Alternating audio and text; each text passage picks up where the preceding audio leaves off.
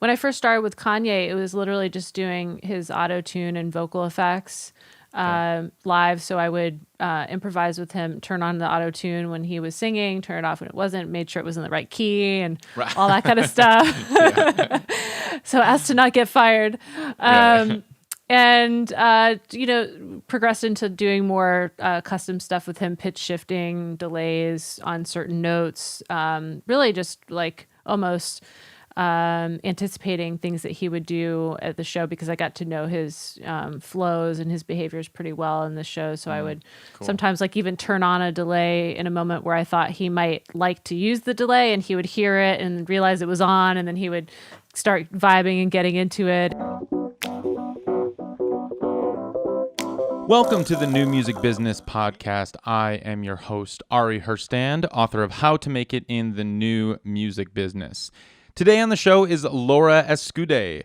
She is a fantastic violinist and programmer, producer.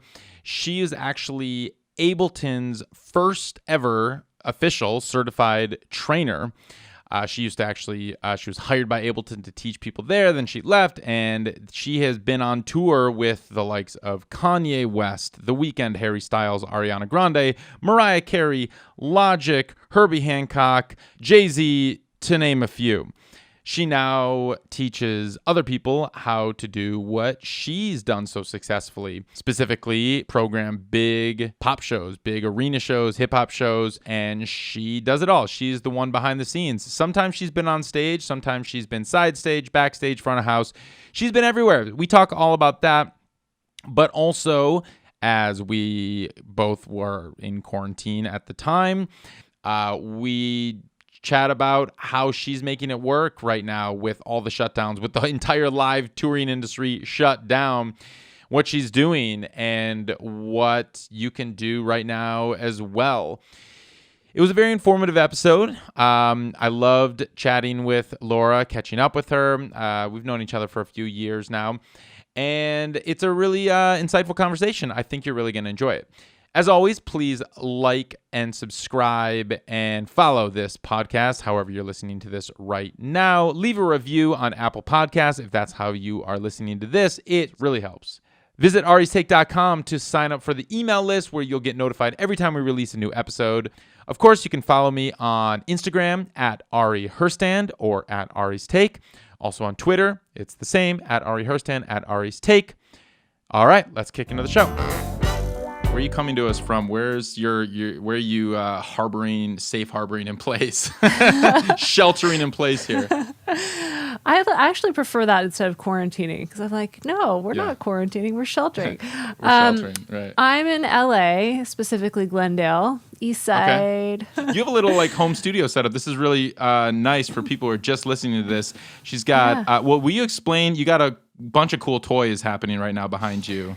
What's going on there? Yeah, I've got a Moog Subsequent 37, got a Novation Peak, Moog Mother 32. Oh, yeah. I've got a Apollo and a couple violins and controllers and stuff like that. Yeah. Cool. This is like, when you do your Rolling Stone cover photo, it's like this is the shot because it's like you got all your electronic toys, but then your violin is sitting right there, kind of where it all began. Exactly. Right? Got to put that in the middle. Yeah. Right. You got that right in the middle. That's cool.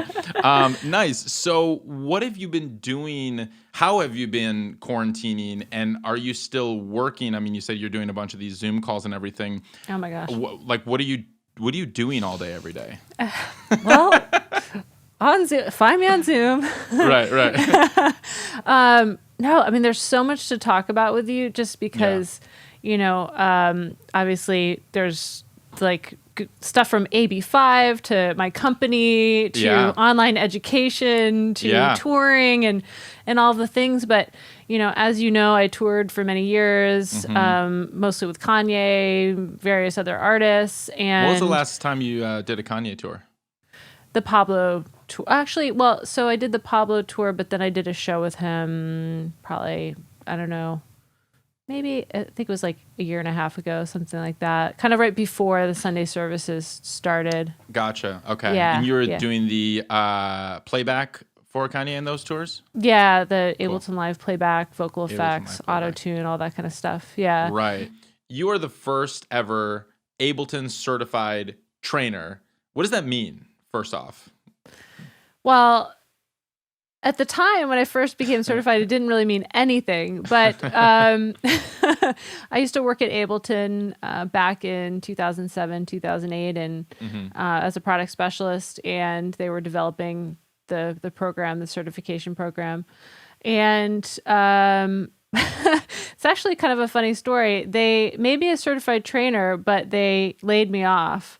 So can't take that away though. I love that, but it was like, wait a minute, but what about my job? We've had a great relationship. You get this certificate instead. But actually, what it meant was I started getting pretty big gigs with artists soon thereafter, because I was the first and because I was working there, and I didn't know it at the time, but this is actually when the economy first tanked. So the first time, well, in my life.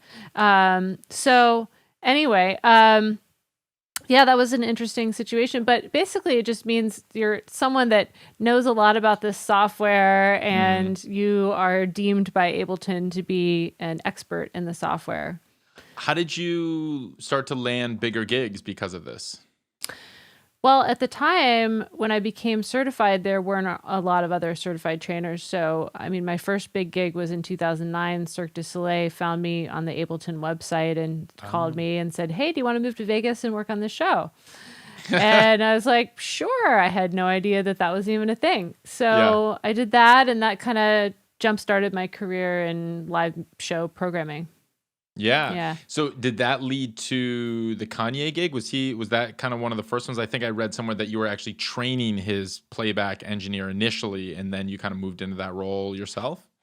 Yeah, so it was actually a connection from a salesperson I knew at West LA Music.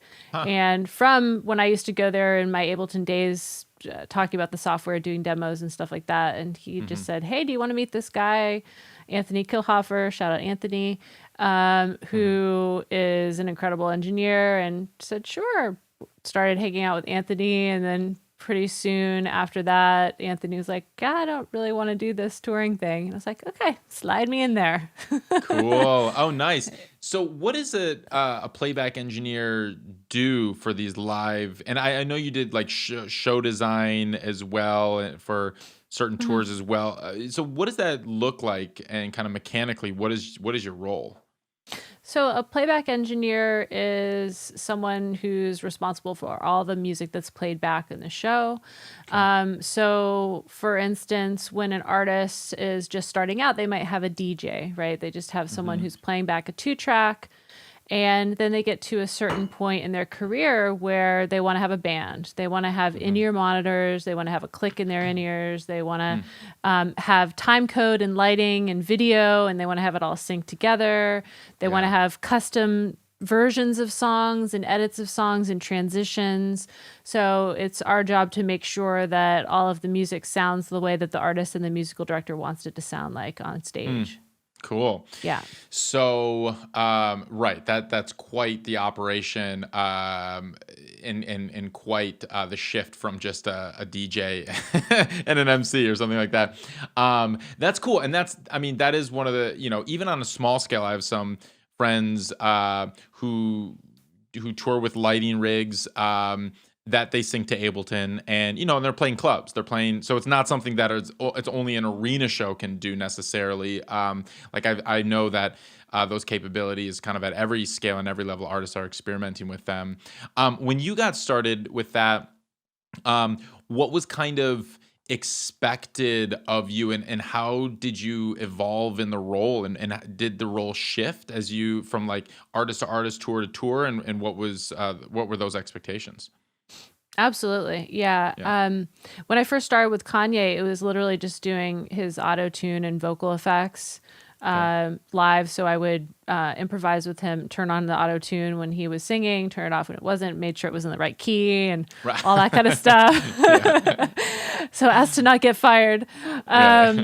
and progressed into doing more custom stuff with him, pitch shifting, delays on certain notes, really just like almost anticipating things that he would do at the show, because I got to know his flows and his behaviors pretty well in the show. So I would sometimes like even turn on a delay in a moment where I thought he might like to use the delay, and he would hear it and realize it was on, and then he would start vibing and getting into it and start. It's kind of like playing.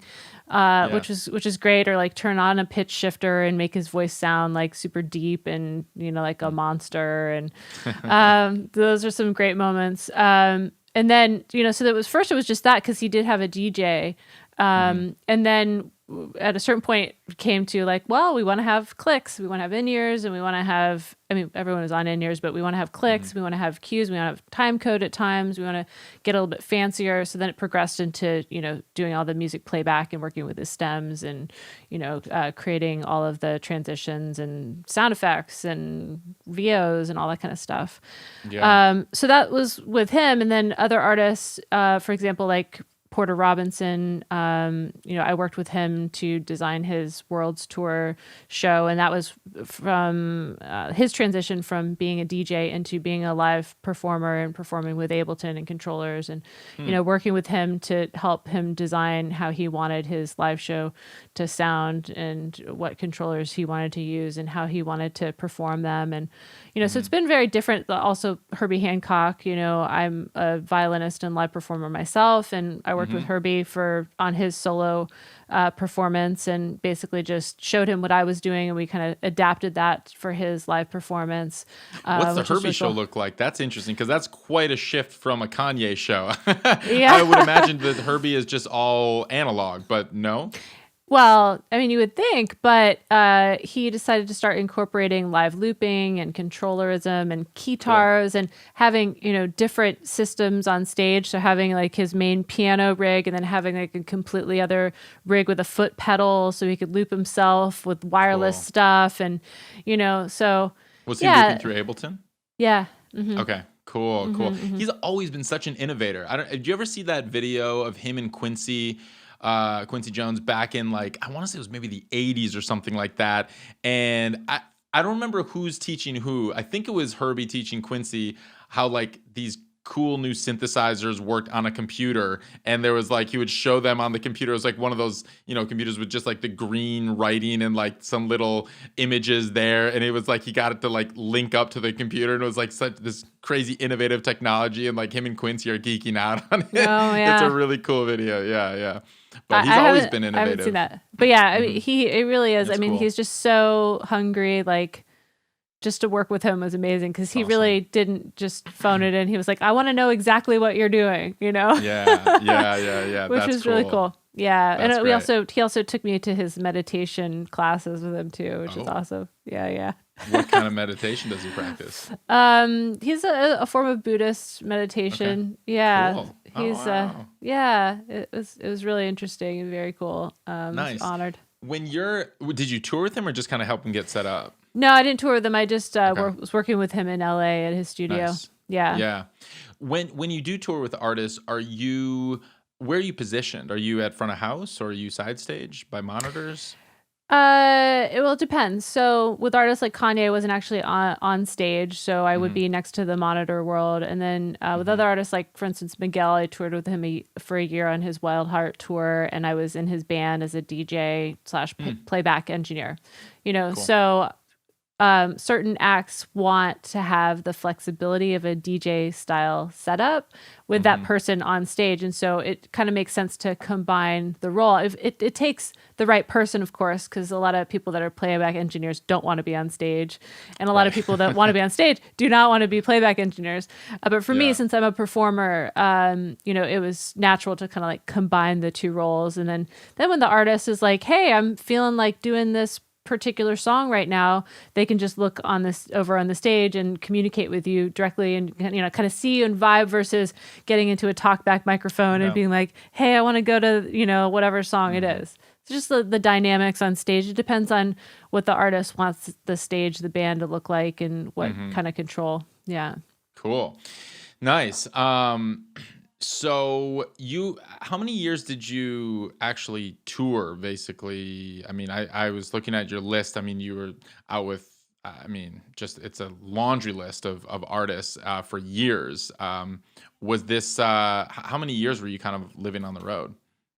I would say like heavily, probably 7 years. Okay. Yeah, yeah.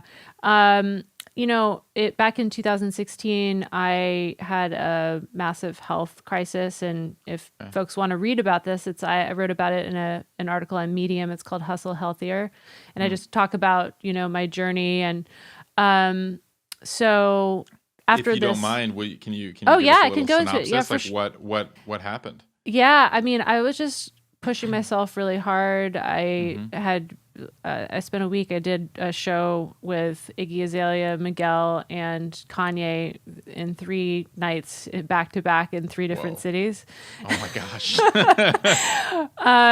which was crazy. Yeah. And you know, I went out with my friends one night. It was like Valentine's Day in 2016, and we went out and just kind of which just was blowing off steam because of like all of this, intensity that I'd just gone through. Mm-hmm. And I woke up the next day and I felt like terrible. And I just felt increasingly bad. And Mm. I ended up going to the hospital and was in the hospital for like, split up over a couple of times, but like 20 days, because I had eaten something or ingested something that made me really ill. And my stomach just my digestion just completely shut down. I couldn't eat anything, I couldn't drink Oof. anything.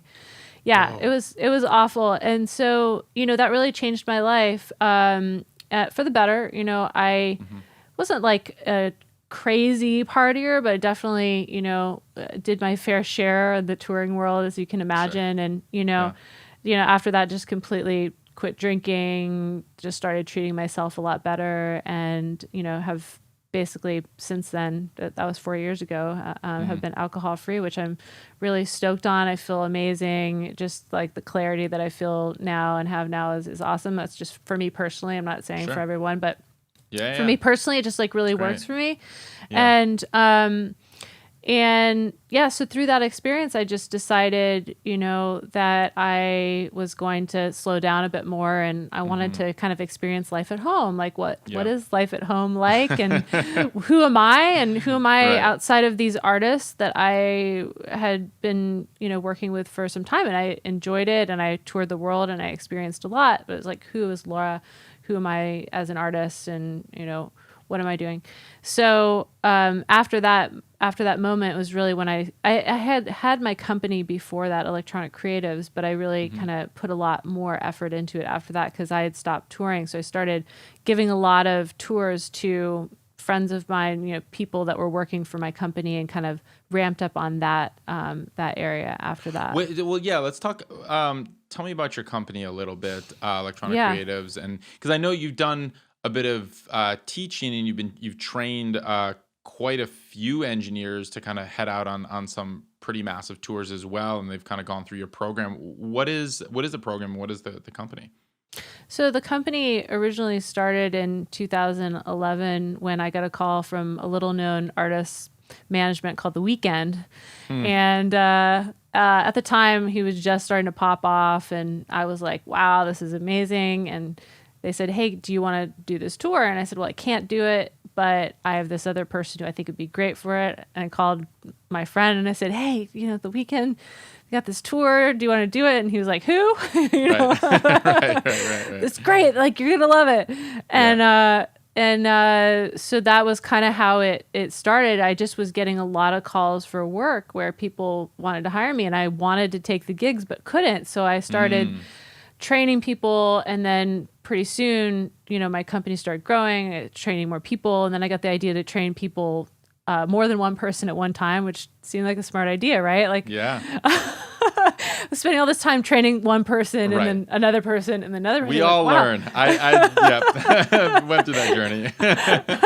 Yep. So I started Master Track, which is our playback engineering program. Cool. And Yeah, just, built up basically an agency for playback engineers as well as an education wing, which is Master Track. Is that what it? So it sounded like an agency initially, but it was cool. I mean, because it's this hybrid thing because you actually train them to get to a point where you feel confident enough. Whereas like in music or in the acting world or anything, agents aren't training their people. They're not putting them through a training program, but it's kind of like it's almost like an apprenticeship more or less that then you then send them off. But is it structured?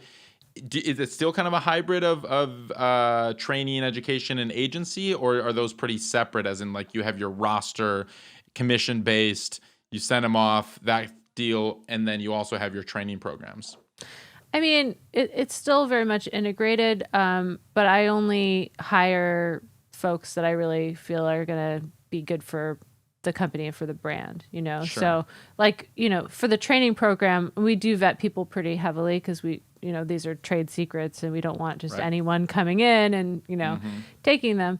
But, at the end of that, a lot of the people have gone out and just done their own thing. And then some folks I've snagged and said, okay, you're awesome, you're coming with us, kind of thing. Yeah. So cool. That's the way that it has been working. Of course, now things are very different. Yes, right. Yes. Tours are all canceled. Every single tour is shut down for like a year. Yeah. So that's, at least. Yeah. So that's been, of course, crazy, I mean, it just literally, and everyone who's in the music world went through the same thing. So it's not just us, but we literally went from having, a Harry Styles tour and, Lil Wayne and like all these artists to nothing. Right. And, so actually a cool thing though is for some of my folks, because of AB5, which I, of course, been following your journey with this very heavily.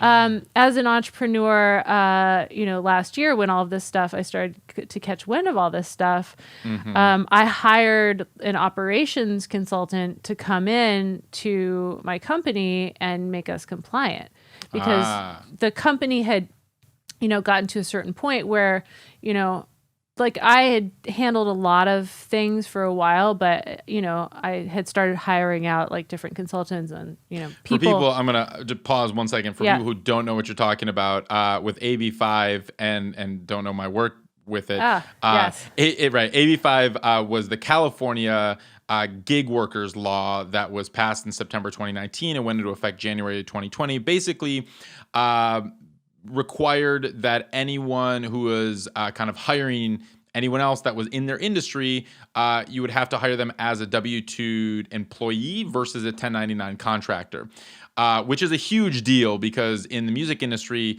we hire band members, we hire recording engineers, we hire everybody as 1099 independent contractors. I hire a drummer for a gig, pay him a couple $100. He shouldn't be considered my employee and get with all the requirements that go into that. And there's a lot of red tape. There's a lot of, tax withholding, setting up payroll companies, insurance, workers' comp insurance, unemployment insurance, all that stuff, a lot of stuff. So, music industry has always operated with 1099s, independent contractors. I hire 40 to 50 people a year. I'm sure you're probably the same and get hired yourself. You're an employee and an employer in the same gig, oftentimes contracting this person, contracting that. So, right, I worked to overturn this law, or I should say amend the law. The law is not being overturned, but the music industry has gotten an exemption. I don't know if you saw that, but we were successful with our. Okay, I know. Props, heck yeah. Right, it's actually being voted on next week. The amendment bill, AB 2257. But anyway, I'm curious to hear your experience with that. So you actually hired somebody to come in to become compliant? Yes, because I felt like.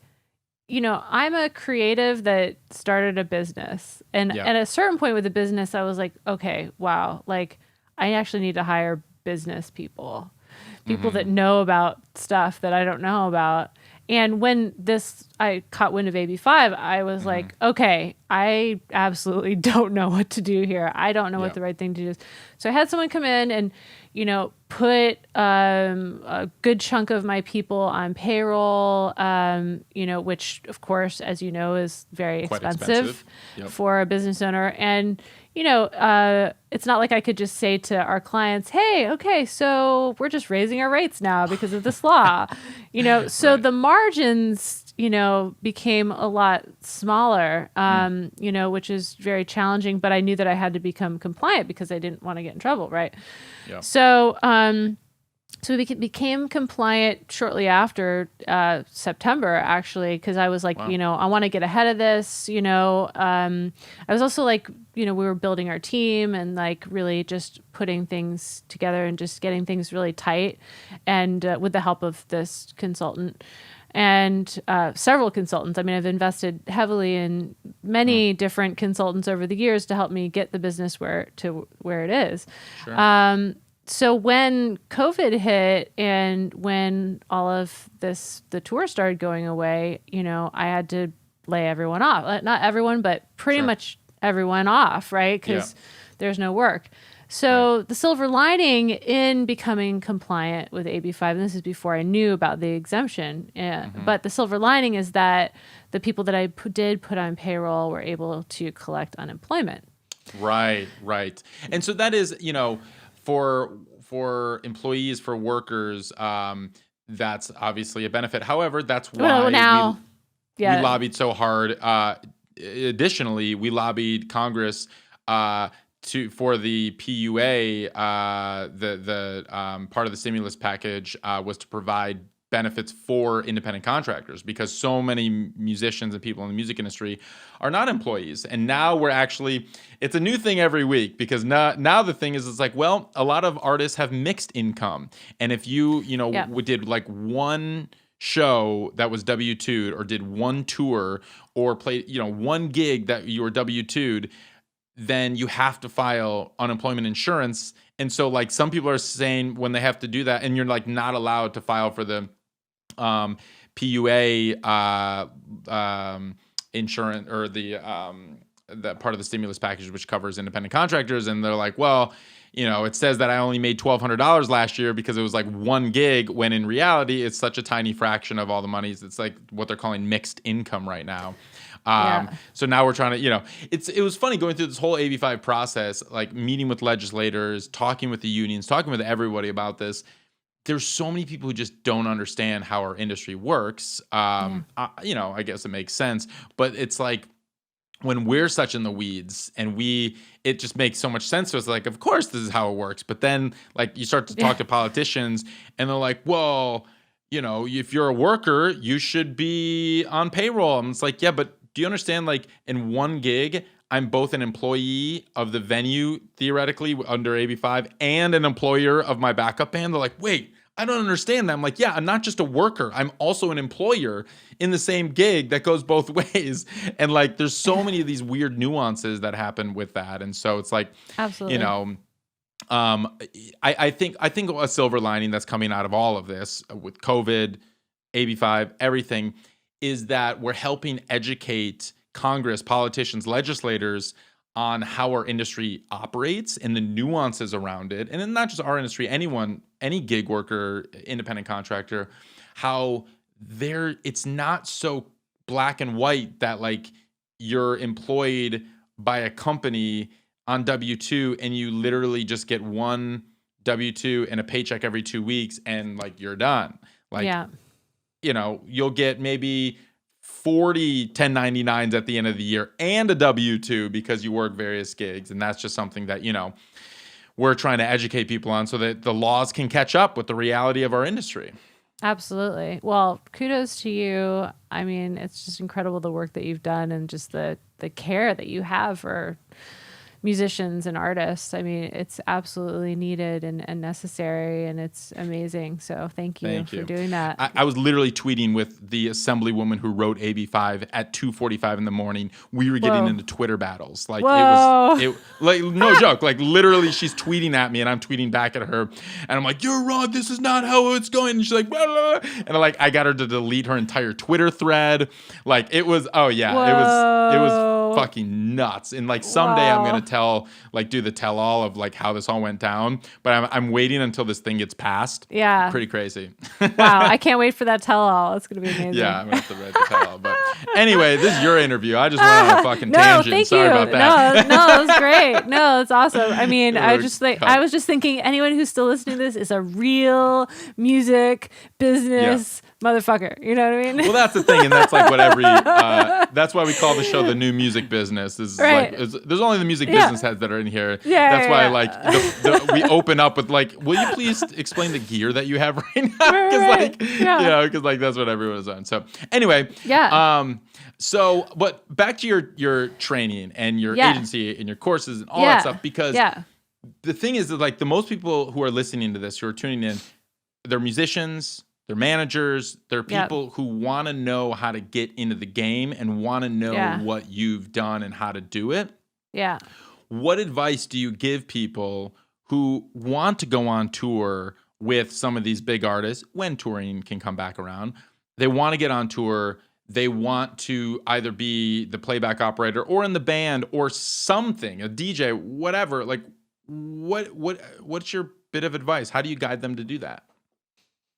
I mean, the main thing is being really good at what you do. I mean, that is, of course, a given, but making those connections, and just like helping out in the biz. And I did a ton of that before I ever got gigs, like big gigs, just trying to be around the right people and make connections and offer to help out. And, So give me an example of that. Cause like, I think when people hear I make connections, I think that's intimidating and daunting. They're like, well, who do I make connections with? How do I make those connections? Who are these people? Where do I go? Yeah. Is there like a place that you're gonna go hang out at Cantor's at 2 a.m? Like, where do you Zoom. go? Well, now we're on Zoom, Right. Right. I mean, I guess in some circles, yes. I mean, obviously with like Jam Card and, all those kinds of events, you show up and you rub elbows with musicians and other people. And, for me, like in the Ableton community, it's going to the user groups and being on, on the Facebook groups and, sharing knowledge and helping out. I mean, just like really, especially now, just sharing knowledge, helping out as much as possible, even if you don't know a bunch of stuff, just like offering to help, like, and I'll tell you about this in a minute, but I'm in the middle of my Transmute online course right now. And, I have had people hitting me up saying, hey, can I help out? I don't want to get paid. I just really want to be in your circle. I just want to be, learning from you. And if I can help you and you can benefit from that, like, that's great. And I've done several trade situations with people right now just because,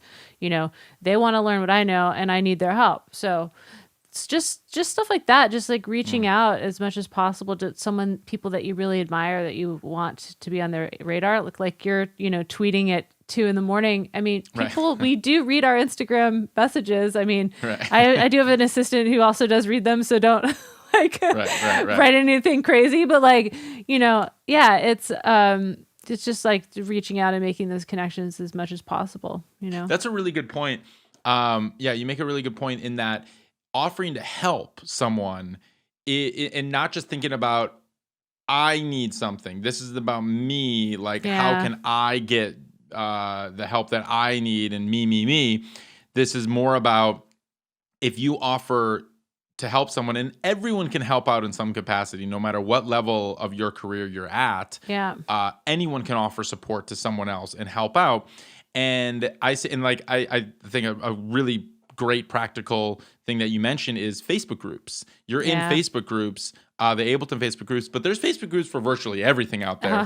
I'm in an artist managers Facebook group, and there's like 8,000 artist managers in this group. It's insane, from all over the world.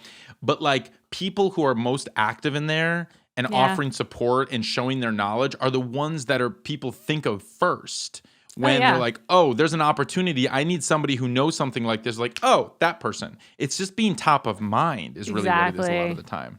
Truly top of mind. Yeah, those people that have been most active in my Facebook groups, I have the Transmute community for live performers who want to elevate their live performances using technology. The people that are in there that are constantly, sharing and helping other people, those are the people that I think of, well, oh, wow, like this person could, if I'm doing a master class or if I'm doing something like, hey, you can come to this thing that I'm doing, or I just invite them and, there's like a synergy. In fact, I just am doing a trade with someone to be my community manager for the group. She's taking my course, So there's all kinds of like interesting things, I think that can, and she really wanted to know the information. So it's like just a great win-win there. Yeah. So let's talk about Transmute. So this is, can you give people kind of a rundown of what Transmute is? Yeah. So after I had the health crisis in 2016, I, had like a rebirth of sorts, and I started getting really into health and wellness and, meditation and yoga. I'd been into that stuff, but just more heavily just realized how much I needed this for my soul, my productivity, everything that I was doing in my life. I started getting really into Byron Katie's work. It's called The Work, and did the 9-day retreat with her, which is completely life-changing. It's all on thought work and the stories that we tell ourselves and about who we are, and changing those stories and patterns. And so that year I decided to host my first Transmute retreat, and I just had gravitated towards the word because it means, transformation, moving from one form of energy to another. And I was like, almost like facilitating my own transformation, because I just, had come out of this hectic touring world where I was just like, go, go, go, crazy high stress, high energy all the time, never was home, not a lot of downtime, to like, okay, what do I want my life to be like on the other side of this? And so I created this retreat for live performers. I realized how much I loved working with independent artists to help them with their performances, because I thought, well, I've worked with all these big artists and helped them with their shows. I'm an artist. I'm personally an independent artist. I've got a one-woman show. I play violin. I do looping things, and I'd spent very many years alongside of touring, developing my live performance. So like when I was on tour, if we were in Europe, I would book shows, the day off that we had in Europe or wherever, so I was always hustling my own stuff along the way, and like, producing and putting out remixes and all that kind of stuff. So I've got just a really soft spot in my heart for independent artists, because, a lot of artists, they don't have the budgets to have all of the people come in like me, like my team, to work with them to help build their shows, but they want their show to be special. And there's so many independent artists, especially now in the time of COVID, that are doing solo things, right? They're just performing on their own because they're at home alone. Right. So I had this retreat, and it was a week long, and it was like, yoga, meditation, super nerdy Ableton live performance tips for independent artists. I had Aluna George come, who's a friend of mine, great artist. Where was the retreat? It was in Florida. Oh, wow. Yeah, it was what in kind Florida. It was at an arts arts center. A friend of mine had a connection with this art center there, and we just camped out. Beautiful space, like amazing. Cool. It was like a dream. It was like, oh my gosh, can I just live in this retreat for the rest of my life? Because it was like super chill. No one was yelling at me about, lobby call or or we've got a new song and Drake's coming in today, and oh my gosh, we don't have the right mix, and all that kind of stuff. But like, so it was just, super great. And then on the other side of that, I started having more and more artists come to me saying, well, how can we work with you? We saw that you were doing this. Like, do you do any online stuff? Like people from all over the world. And I was like, wow, okay, this is great. So about a year and a half ago, I developed my Transmute Accelerator program, which is a 2-month accelerator for artists to learn how to design their own live performances. Cool. And so I had started that. We had 2 sessions last year of it, and people from all over the world, from like Singapore to Slovenia to Australia, just everywhere.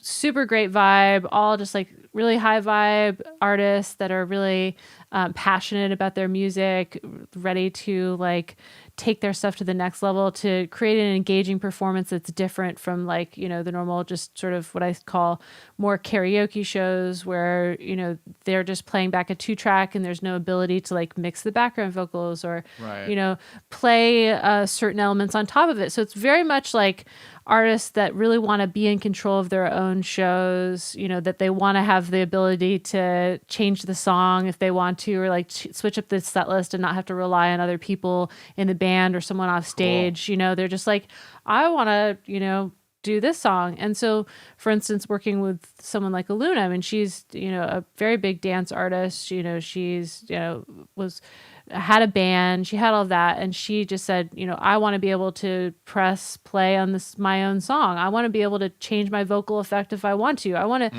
be able to like do some drum triggering or do this synth sound or whatever. And so, you know, I helped her create her own one-woman show, which is fantastic. Cool. She toured all over with that. And so it was basically Transmute was like based on that model of helping artists to be able to control their own show. How is the 2-month training like functionality? How does it work? Are they pre-recorded video lessons? Are they live stuff? Like how does that work? So some of it's pre-recorded. So every week there is several lessons that they will watch. Cool. I'm actually now calling it the Netflix of live performance training because we are constantly adding stuff into this library. Like even now, especially now, because gosh, there's the landscape has changed so much because of live streaming. Right. So it's like very different from a year ago. Like when I first did Transmute, it was all about performing in venues, right? And here, how to make your stage plot and your writer and how to tech your own stuff and how to know, like, you know, when the sound engineer says this, like know what they're talking about. And also like how to set up your own stuff. And like, you know, if you're hearing this sound, what to do, or like, so just really A to Z of like every step of what you would need to know to perform in a live venue. And I think it was like halfway through last year, I was like, yeah, like, man, wouldn't it be cool to just add all these resources about live streaming, right? Because more and more people are live streaming and doing that. And, you know, I feel like not a ton of people are doing it in a way that actually looks and sounds good, you know, so, so, you know, and of course some of that is resource based, you know, and I do advocate for artists just doing the most with what they have. And if it's just an iPhone, that's totally cool. But if you can't invest in a couple things, you know, like, some sort of better mic or webcam, things like that. I think it's great. So we started to incorporate the live performance, the live streaming stuff. And then, you know, I had already been planning on running the course again when COVID hit. And it just ended up being the completely right time and all the right artists came in. But sorry, to answer your question, so it is pre-recorded stuff. And then we've got 2 sessions with me a week. One is goal setting and mindset, and one is Ableton mastermind. It's all the artists come in and ask questions, and we show things. And, you know, if anything isn't clear from the material, if someone has a specific, you know, question on their rig or their setup. And then we have guest artists come in. So we've got 2 to 3 guest artists a week, plus 2. Wow. Yeah. That's a lot. Plus all the material. When I say it's an intensive, it's an intensive. It's like you got to be ready to go, you know? Yeah. How much time are you do your students, or do you call them students or artists, or what do you call them? Artists, yeah. Artists? Yeah. How much time do they have to spend a week on the program? I would say probably about, I mean, if they're doing everything, probably like 8 to 10 hours a week. Okay, that's manageable. Okay. Yeah. I was expecting like 5 hours a day or something like that. No. Okay. But I mean, and then you want to get your practicing in and all that stuff as well. So, you know, and everyone's at different levels. So, you know, we have material for various levels, and, you know, those are people that are more just starting out. I try to say, you know, show them it's like I say, it's choose your own adventure. You know, you can go down this path. Cool. And then like later on, if you decide you want to take the harder path, you know, the more advanced path you can, all this material is going to be here for you. Yeah, nice. You know, so it's really tailored kind of to the different lanes that people, and everyone's got different knowledge. You know, everyone's coming in like they know, someone knows about lighting, but they don't know about sound or whatever, you know. Yeah. And do you have a kind of a way for these students or artists to network with each other? Oh my God. Yeah. So we've got a Facebook group. It's Cool. popping. Nice. Everyone is in this group. It's crazy. It's like all of it goes down in the Facebook group because it's just everyone's in there just commenting and sharing. And yes, everyone loves to be the expert themselves, which is a great thing. So it's like someone will ask a question and I'll go to answer it. And I see that like 5 people have already like replied like, oh, this is my thing. I know this, you know? Yeah. That's great. I mean, that's very similar how Ari's Tech Academy operates. And we have the Facebook groups and similarly, like we've gotten to a point where it's like for some of the courses that are just, there's so many people in there that like me and the other instructor couldn't keep up with all of the comments and questions and everything. So we just saw a few people who were very active at answering other students' questions, and we appointed them as moderators. And so like they're now moderators, and because they were so knowledgeable and they really went through it and took it to heart and learned it all. So like, oh wow, everything you're answering is exactly what we would say. So perfect, go for it. You're awesome. And it kind of worked that way. Yeah, that's basically what happened to me too. Actually, we call my artists transmutants. So I had from the first level, I had a transmutant. His name is Jules. He just was in, like, he was so in it. He's super knowledgeable. And so now he's my program manager and TA. And so he'll answer a lot of questions and he helps coordinate things and is awesome. And I also have another TA who's a recent Berkeley grad, amazing woman who's in there, you know, answering questions. So yeah, it's really cool to have other people and bring other people in. And now I'm able to like develop more content and do other things like that. Yeah. Is this something that they sign up and it's like the 2-month intensive and then they're out? Or is it something that they have access to after that? Or do you kind of set it up as like you go through, it's 2 months, you pay up front, it's like cost this, or is it like a subscription thing where they can come back to, or how does that all work? Well, so currently they can access the content, you know, for life. You know, we are using a platform. They can access the content for life. Cool. I am going to be doing a membership after this, you know, so people can get continued help and support from us if they wish. Yeah. Nice. Yeah. You know, we're obviously experimenting with a bunch of different models. Before I started Ari's Tech Academy, I took a Berkeley College of Music online course on horn arrangements because I was launching a funk band and I needed to learn how to arrange. I'm a trumpet player also, but like I wanted to learn how to arrange horn, so I like took one of their online courses. And then, you know, a year later, when I was like, oh, how do I do that thing again? What was it? And I like logged back in and it was like I was booted, or I couldn't have access to the information again. I'm like, but I paid for the course. So like I would, normally, like, you know, I'd keep my textbooks, but it didn't come with a textbook. It came with the lessons online. I'm like, well, that's interesting. So I took note of that. So I'm like, when I start my own school, like they will always have access to the information, is kind of like what we structured Ari's Tech Academy like and that stuff. But it's interesting. I think that's important for sure, you know, and yeah. And the community component is huge. Like, honestly, that I consider is like the most valuable part of the courses, is that you're amongst all these other driven, smart, hardworking, talented people who have the same mission and goals as you do. I mean, that's invaluable. Just to surround yourself with that kind of community. Like, where are you going to find that community other than like on a college campus? But even that, you know, you're not. This is so niche. Like the stuff that you're teaching is so niche. Where are you going to find that? Right. It's so niche. Yeah. In fact, and this time around, you know, I have incorporated things like yoga, meditation. Have someone who's coming in and doing yoga, breath work, vocalization classes, all that kind of stuff.